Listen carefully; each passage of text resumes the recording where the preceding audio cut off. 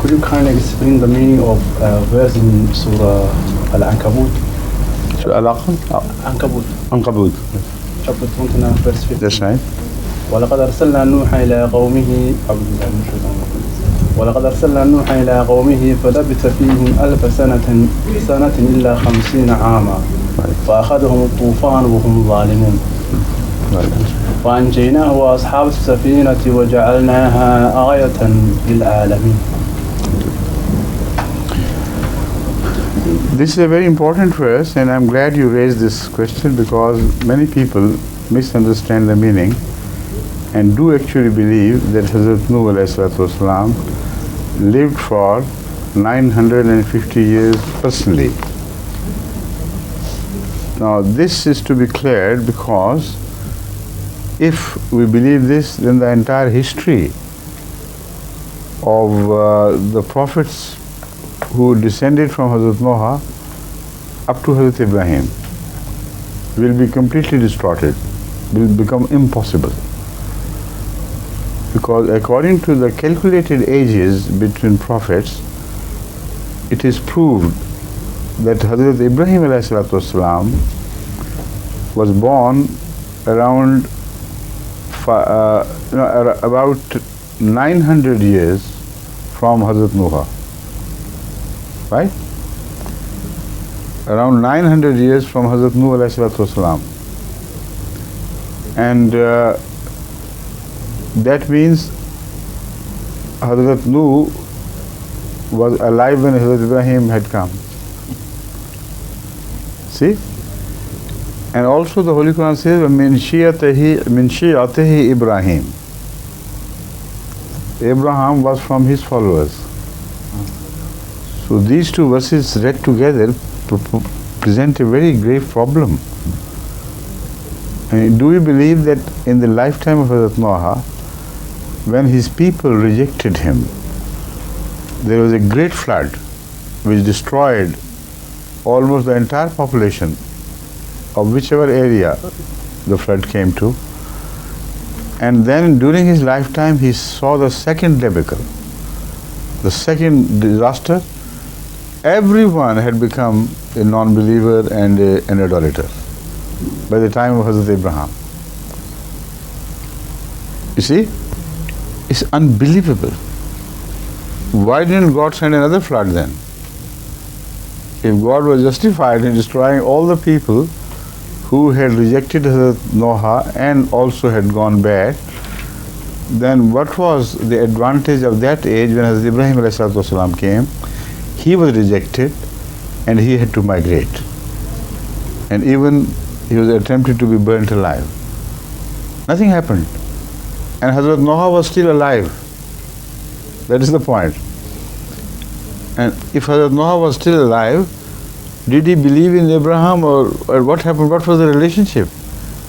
And why does God not tell us why in the lifetime of Hazrat Noah, after the flood, everyone who had believed in him had become an idolater? This is something which is absolutely unacceptable, against the Quranic dictates of Sunnatullah. The Holy Quran speaks of Hazrat Noah's progeny afterwards, that they were blessed by Allah, they spread all around, and pious generations began to follow them.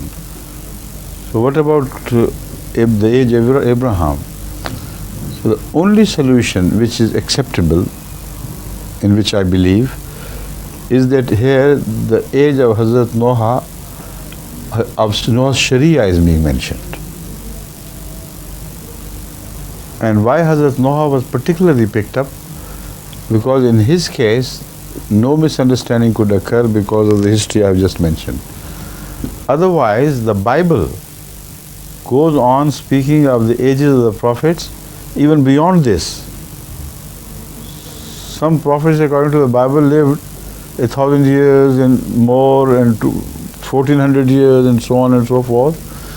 So if you take all these ages literally, then nothing of religion will be left which can be accepted by any man with any thinking faculty. The whole history will be distorted, all prophets running together, and at the time of Hazrat Noah, his great-grandfather should also be alive. See? And the flood came before his death, obviously. They say around 600 years. So 400 years was still left to him when the flood came. And his grandfather, his great-grandfather, and beyond, according to the ages, should have been alive by that time. So why are they not mentioned to have taken refuge in the ark? If they were not in the ark, then why weren't they not drowned? And if they are pious people, why did they reject Hazrat Noah? And why didn't Allah say Noah along with his grandfather, his great-grandfather and great-great-grandfather, they all went into the ark? So one should use common sense and try to understand these verses in accordance with the Sunnatullah. Now, according to my interpretation, it all, falls into excellent, harmonious plan. There is no contradiction whatsoever. It is the age of the prophets which is being discussed in the Bible, which people misunderstood and began to believe that the Prophet himself lived up to that time. While it was the age of the Prophet, his like Rasulullah sallam, his age is lifeless, not timeless. His age is extended up to the doomsday. But we know for certain that he about his demise and return to Allah when he was 65 years, according to the lunar years, 65 years old. We know he returned to his Rafiq Ala. But if we had misunderstood, if the age was old and the minds were confused, whenever it is said he is still alive and his age extends up to the time of the doomsday, Qiyamah, so the same word age will be misunderstood. The word age is a very important word to understand. The age means two things. One, the ahad, the period to which one's law extends, one's book and one's word is valid. That is ahad as well as age. It is referred to as age. So Hazrat Noah's age is mentioned, not his personal life span. They're two different things. If his age is mentioned, then everything falls into beautiful steps. There is no contradiction whatsoever.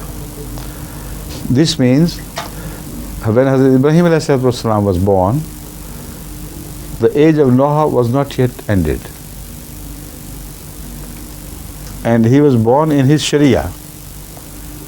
And as long God did not give him his own Sharia, he continued to remain within the Sharia of Hazrat Noah ﷺ. This is the meaning of min Shariatahi Ibrahim. La Ibrahim. And in the second verses, Allah says, then we gave him a millah, his own, and we gave him his own law. So that must have happened at the time of 50 to 60 years of his age, when he was given a new law. And from then on, the age of Noah ended, and the new age of Abraham began. So why Allah has picked Hazrat Noah for this particular mention is obvious, because I have told you, although Bible speaks of so many, but about them the confusion could not be removed. In case of Hazrat Noah ﷺ, and our knowledge that Hazrat Abraham, when he came, there was no Noah. We can certainly say without any ambiguity, without any doubt, that here the age is mentioned and not the years of his lifetime.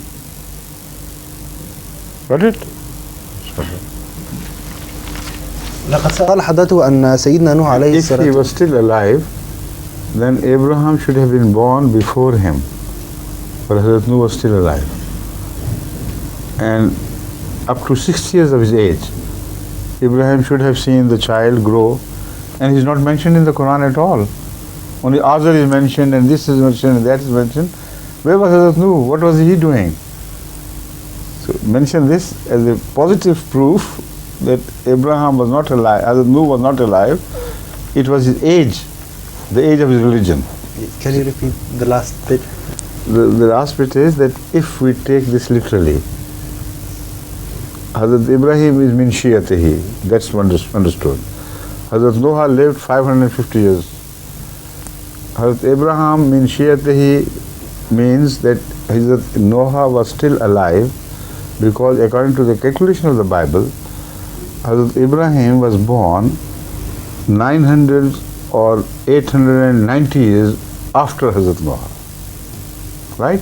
One thing is certain, according to the biblical calculations, Hazrat Abraham was born 900 or even 10 years less, 890 years after Hazrat Noah. And Hazrat Noah lived up to 950. That is what I am saying. So this shows that if this is taken literally, then Hazrat Ibrahim should have been born in the sight of Hazrat Noah alayhi salatu wasalam. He might have said azan on one year and takbir, if he were told, we don't know, but if Allah told them to do something like this, they would have done the same thing. And he grew up as a child up to the age of 60, within his sight. And despite this, the Holy Quran, when the Holy Quran speaks of Abraham and what happened to him, does not even remotely mention Noah. Why is Noah not mentioned? Why it disappears? And the second thing is, at the time of Hazrat Abraham, everybody, even his father, his uncle, everybody has become idolater. And this is the reason why Hazrat Allah Jalla Shanuhu sent flood to destroy these people, because they remained idolaters and they rejected Noah. Now still same Noah was alive, and he saw the whole mankind turned into idolaters again. Can you accept this? It's impossible. And Abraham rose before him, and they were conspiring to burn him alive. And poor Hazrat Noah, saw the total frustration of his cause of life. Once he was responsible for the full destruction, according to other people, of mankind. Then he thought, ultimately, he must have thought, thank God, when I die, I leave pious progeny behind. Abraham was there, of course. Everybody else, even his father, his grandfather, everybody else had turned into idolaters. Can you accept this? It's impossible. Only solution is the one which I suggested. That it's not the age of his personal age which is mentioned. It is the age of Noah, which extended up to that period. Now, when the prophets die, then the age does not die with it. But at the end part of the age, people do renounce the message of the prophets. That is the time when a new prophet is needed. So Hazrat Abraham was the one who happened to be born in that age. He shared the last 60 years or 50 years of the age of Hazrat Noah alayhi salam, and grew up in his Sharia. But at the age of 60 or thereabout, God gave him his own law. And this is proof from the Quran. Min shiyatihi means he spent his early period of life, up to 60 years, in the age of Hazrat Noah under his Sharia. Later on, God gave him his own. Right?